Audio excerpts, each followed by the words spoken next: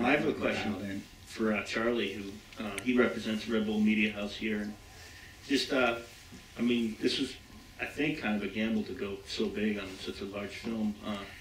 What do you guys think about the film, and how did you guys make the decision to greenlight this? Well, I don't think we have any projects we've ever done that took 2.5 years.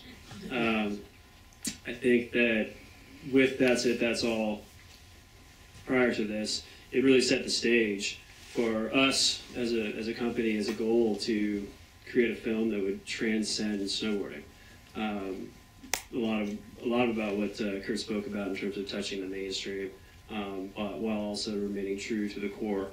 And with Curt, he was a little protective on some of the selections of the film that we were allowed to see until the very end. But that's part of the joys. But I think overall as a company, it's really exciting to see it come to life. We have a lot of faith in Brain Farm and our partners as well, but it's something that to see it come to life after so many hours and so many years, essentially, it's really special. But as a company, between Red Bull as a marketing arm for the energy drink, and us as a media company, Red Bull Media House, for everyone to come together, there's this massive global push in terms of trying to make this thing, come to life, and that's been really amazing to see from people who never even had anything to do with the film, and they're out there, working really hard and seeing something that really has truly made a difference. I made my mother, who is 66 years old, download it off of iTunes, and took a while. She even rated it. Oh, she was that 1-star rating, huh? No. She had to give it. Yeah. But that's that's kind of the cliche I have. It's like I want my parents to appreciate these kinds of things, and my dad's 70 and he thought it was pretty cool. So I think that says a lot about it. Yeah, and it was a cool kickoff for Media House because they're building a really epic distribution platform, and much bigger than just action sports, and for us to be kind of like a part of kicking that off is pretty rad, and the sales are just through the roof. And we beat X-Men for a couple of days. We hit #1 on iTunes on film, documentary, and sports platform, and physical distribution has been very good. And we're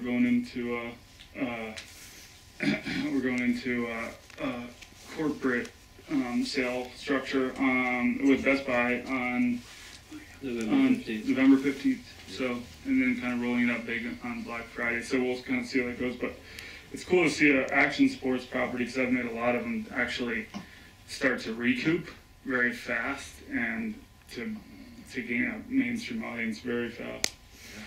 Well, congrats on that. Anyone else have any questions in the audience? Get back there. You mentioned about Best Buy. Is that going to be an exclusive version of the Blu-ray, or? You said there was going to be something involving. Well, they're doing a. Is this off now?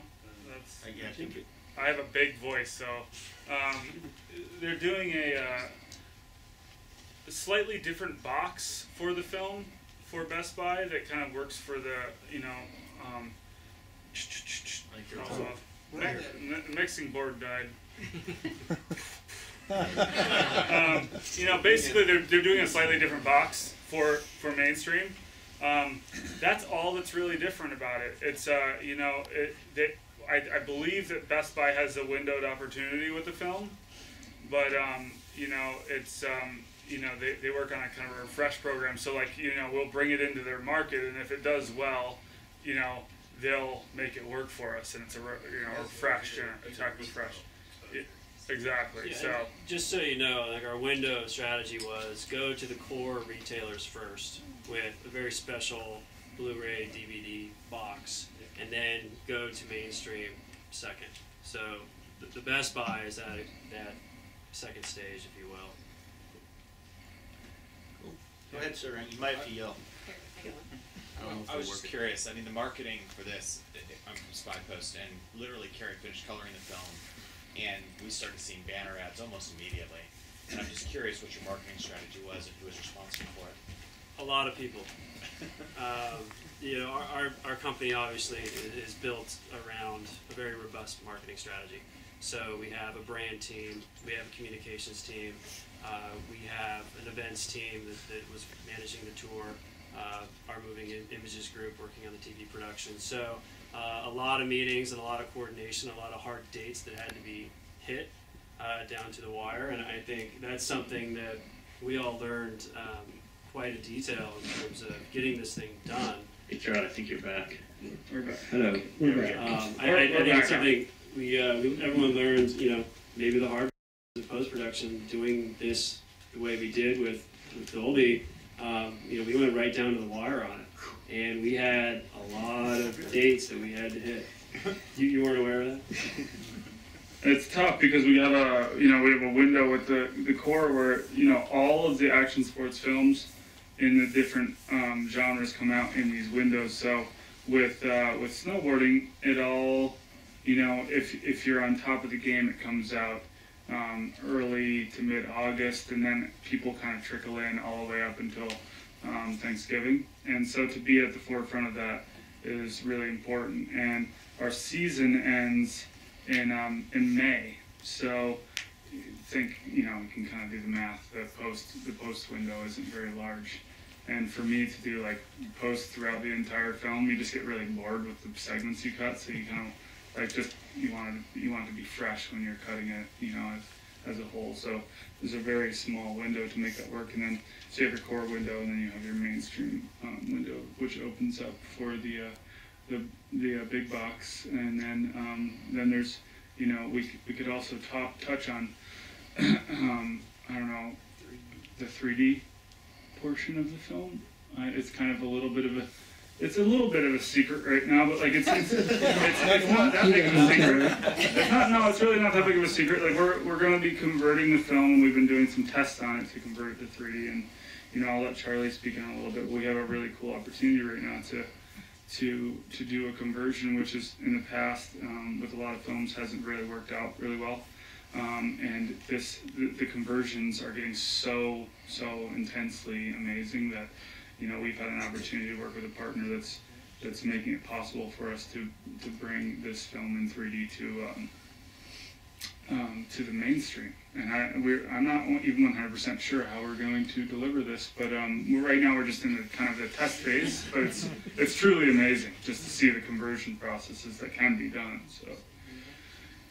Yeah, I mean, we can touch on the fact that, you know, we're working with a very credible partner, and we have some pretty high goals in terms of what's next for this. And we touched on the TV series, we touched on the 3D opportunity, and those are the types of things. I think it just accentuates the alignment that's needed in terms of these dates and our marketing team and out of home pieces and Travis's World and Red Bull spot and all of the things that had to be lined up, which is quite non-traditional for an action sports film in terms of having this type of machinery, if you will, to make sure things are done, you know, at the right time, the right way, and we get to the point where we hit the goals, we hit the expectations and our goals. So. Cool. I think we have time for one more question out there if anyone has one. Okay, go ahead, sir. Mark, do you think about your mortality when you're doing some of these stunts, or do you just have to put that out of your head? Well, I don't know. I mean, you try not to think about that, and that's the toughest thing, is going out and looking at a line and saying, okay, this could avalanche, but I don't think it will, so I'm going to go out and charge it 110%, you know, because that's the hardest part, is being able to fully trust the line and trust your own judgment. So, I don't know. Yeah, I would say you think about it as much as anybody else does. I mean, we're, like Clark mentioned before, there's many safety strategies that we, you know, it might look like we're a little loose out there, but we're doing everything we can to be safe, and, you know, definitely want to come home every day. And it's you know, it can be scary out there for sure from time to time, but if you can use that fear and turn it around on the mountain, you know, then you got this film. Yeah. Cool. Well, I'd like to thank all you guys for coming on. I think that was a pretty good way to end this. Nice. The ender.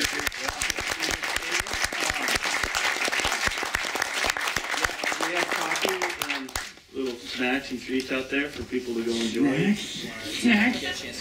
Yeah, and these guys come out and chat a little bit, maybe have some one-on-one conversations with them. And thanks a lot, guys. Yeah, we'll be around if you guys want to talk a little more. Thank you so much for coming out. Yeah.